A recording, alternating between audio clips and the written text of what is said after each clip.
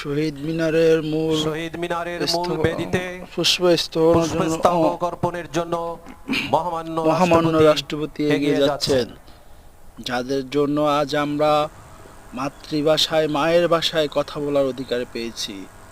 আমরা লাখো মানুষ তাদেরকে অন্তরস্থল থেকে সেলুট জানায়।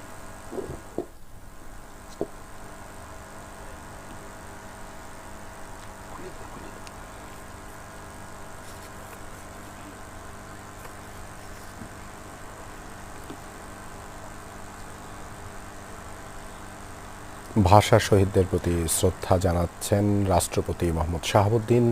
এই মুহূর্তে কেন্দ্রীয় শহীদ মিনারের মূল বেদিতে উঠেছেন এবং পুষ্পস্তবক অর্পণ করার জন্য প্রস্তুতি নিচ্ছেন।